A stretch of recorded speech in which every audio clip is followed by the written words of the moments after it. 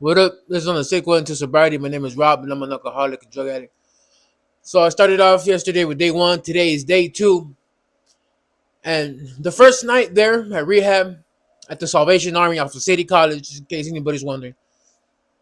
Uh, First night was really weird to sleep there because I was in the room with five different dudes. Well, four different dudes. Me, I'm the fifth one. So I don't remember their names. I'm going to burn them out. I don't care anyway. It's not like they're going to see this. Um, Next to me, I remember was this dude. He was already like I think like 5, 6 months into the program. Some big old homie from Tijuas, from I think what's it called like La Moreno or somewhere in Tijuas, but era un cholo de Tijuas a la verga. He was a big, tall, big like stocky dude, and I don't know if his name was Arturo or something like that. And then there was the guy next to me wasn't I think his name was Joe, and he was from the Inland Empire. He had a big old sick ass brocha and shit. I was like, that's right, perro. And the next to him was the homie that I laid that I when I walked in the room, he was laying on the floor for his back. I think that fool was from Imperial Beach. No, he was from Nestor. And then the guy all the way at the end, he was the big homie from Imperial Beach, dog. And but I noticed something off about him. Not like a weirdo type off, but I noticed that he might have still been fucking around even while in the program. You know what I'm saying? So I'm in the room with them. It's just awkward, you know. I'm in a new place. Um, I'm just like with dudes. I've never been in a situation where I have to sleep in a room full of like strangers before. So it was just hard for me to sleep, and then just like nothing but the thoughts of like, fuck, like I fucking suck at life. Look at where I ended up at. I suck at being a family member. I suck at being a drug addict. I suck at being homeless. Look how fucking far I've gotten. Look, this is my rock bottom. My life can't get any lower than this. I'm a fucking drug addict bum, and I'm here, and I'm like, fuck. And it was just, all reality was starting to hit me, son. To be honest, it was just hitting me, because I already had like a little bit over a week that I came down. So now it's just the mental game, and I'm just tossing and turning right there. And so when you're there, to all the new people, they assign a buddy, like a buddy system, somebody that's gonna fucking give you the game on what's going down, your partner. So a mentor, Eric. I can't think of the word. Digo que así me dejó el pinche crico. A fucking mentor. And so right there in this place, they wake you up. There's an alarm that goes off at 5 a.m.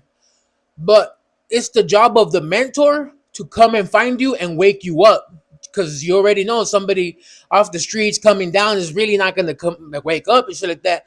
And usually, like your people sleep next to you, they'll wake you up or whatever. But I remember the mentor came in. I remember it was some paisa homie. I remember he got mad because I mentioned paisa one time. He was all mad. He's like, "What's up, fool?" And he was Rosendo. He came and woke me up. He's like, "Hey, what's up, you Robert?" And I was like, "Yeah." He's like, "Hey, trying to get up, dog. You got to make your bed." And I was like, I looked at him like, I didn't say nothing to him, but he saw it on my face like, who the fuck are you? And he's like, oh, and then he introduced himself to me. He's like, hey, look, right here, we assign mentors, and I'm your mentor because I've already been in the program for like 5, 6 months. And so I'm just going to give you game on what we do around here. And I was okay, cool. And he helped me make my bed. He taught me how to like make the bed, make the hospital corners, make my pillow look nice. You have to line up your Bible on your nightstand on a certain corner. You have to make sure everything's cleared up, nothing in your drawers, everything nice and folded in the closet. Okay, your laundry bag has to be on one corner of the closet. It was just little things to make you have structure in your life, to make you follow some types of rules. Because when you're a drug addict and when you're living on the street or you're just doing your thing, like you don't have any type of structure. You have no rules. Ain't no rules in the streets. So you're just doing whatever the fuck you want. You don't have nobody telling you what to do, right? And in there you do have. I mean, if you want to be part of the program, you're gonna get told what to do. If you don't want it, pues te puedes ir a la verga. No, it's the same shit. So he was telling me the game. He's all right, cool. Let's go downstairs, go eat breakfast. I was like, oh, I wonder what they got for breakfast right here. Cereal with 2% milk and oatmeal. Maybe sometimes you get eggs. I don't remember. I just remember the cereal bar and oatmeal. That's it. I think coffee. They used to give us coffee. I'm not sure if they give us coffee. But you eat your breakfast real quick. They give you I don't know how many times. And like after you're done with breakfast at a certain time, That's when you got to go to the church service, and it's like a motivational to like, yeah, let's get started in the day, and we could do this, and it's time for a change, and let's get the work done, and I don't know what, and they call it work therapy. Once you're done out of the fucking the service, the 30-minute service before you go to work, that's what they call work therapy, and it's a real thing. I didn't know. So it's just to get your mind right. It's just to get your body used to working again. It's just to get yourself used to doing something productive. And it really is. I mean, when I think about it now, like I really was doing something that was actually helpful for Salvation Army. They needed me, I needed them. It's just the way it works. So we go out of the actual rehab building, and at the front counter you have to leave your closet key. And you just tell them, "Oh, I'm in room, whatever, bed, whatever," and you take off. And we all have lanyards that say we're they call them beneficiaries. That's what we get, the beneficiaries of all the shit they have to offer right there. And so we go and we walk around the corner, and we go to the warehouse where all the donations come. So I didn't know they have a bunch of Salvation Army trucks that go pick up donations and shit, and they bring them in. And our job is just to start unloading them all day. You just unload them. So I remember we are unloading mattresses and everything. And then this is where I had my first encounter or interruption. I don't know, I would say, with somebody where we're just busy. We're all busy. You know what I mean? We're all doing our thing, in and out of trucks. Nobody's talking. We're just, boom, we're all strangers to each other. And I'm grabbing the mattress. And when I turn around, I fucking bump it into some cholo. I don't, how do you call him? Negro, but I don't know where the fuck he was from though. He was mean looking, like a fucking Rottweiler con cara de pit bull. He just looked mean as fuck. He had a big old tattoo right here in his neck. I was like, damn, motherfucker looks scary as shit. I was like, oh.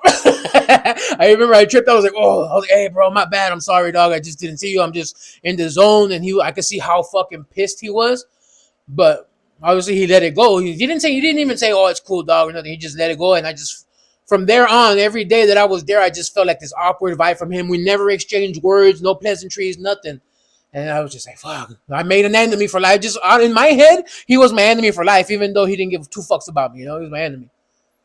And we keep on working, and it's a trip. And for some reason, I guess I wasn't working hard enough or whatever. So they switched me to a different place where it's called Big Brick Crew, the BBK, all day, every day, till the day I die. That's what we used to call it back there. I was with the homie Thomas from Santee, some white guy. I was with the homie Angel, one of the paisas, and then one of the homies that was in my room from Nestor. And we're just back there loading up stuff. And that's all we would do. All the big stuff that would come in, like big old paintings or bikes or electronics. And we had different bins that we would have to set them in. And we'd just put them, like, whatever. And that's it. That was the whole thing that we would do all day, every day. That's all you did for 8 hours. You get your 2 breaks or, whatever you got to do. And that's it. And that's all you do all day. And after you work your 8 hours, you go home, which is back to the building. And you have like an hour and a half before dinner starts. So in that hour and a half, you go get your shit right, go to the bathroom, go take a shower. And it was weird because I've seen a lot of penises. Never in my life did I expect to see so many of them. And because why people walk around naked is beyond me. Maybe because they have something to show, but I don't. So I'd go shower up, put my boxers. I'd walk out of my boxers. That was whatever. But I'm talking about, and it was more of the white guys that would walk around from the shower naked back to the room. I'm like, oh, mama's dog. I'm like, oh, let me. It was just weird. That's just how it was. And I was like, it was a random thing to see. I was like, okay, I guess this is the get down right here. And go, either you. And then those were the times that I used to shave. Because either you shave in the mornings or you shave in the evenings.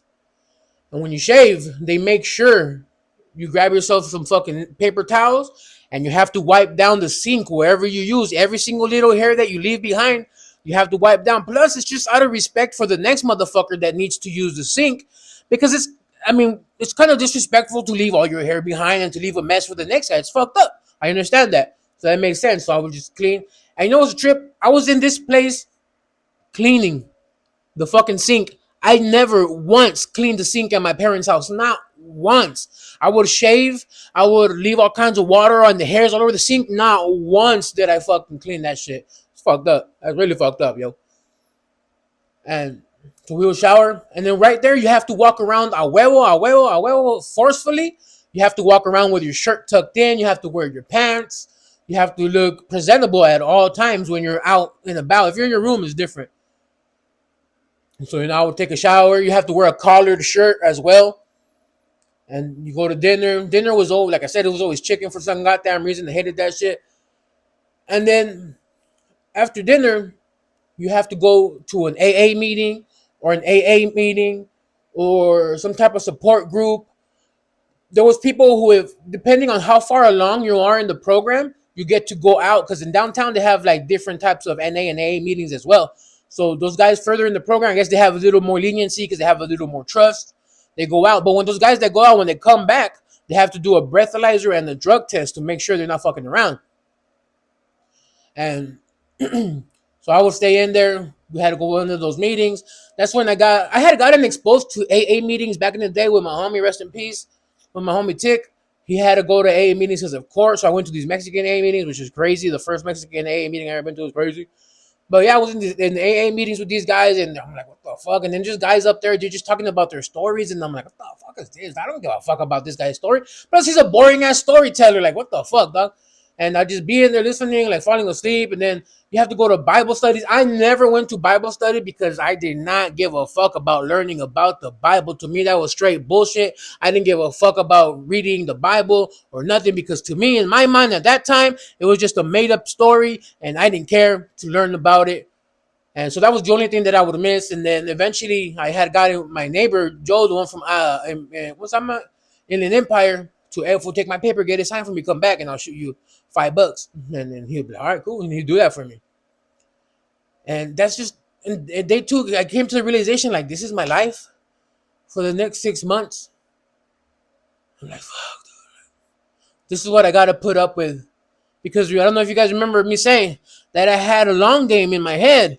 I'm going to graduate this program, and I'm going to go live with my brother and his wife, and everything's going to be forgiven. Because in my head at that time, I thought that as long as if I graduate this program, my magically my drug addiction is gone, and I'm no longer a drug addict. Like, it's gone. I'm like, that's what I thought that would happen. But boy, was I wrong. So day 2 came to a close. We went back to the room. I noticed that the homie over there from Imperial Beach, Big OG, was like scratching.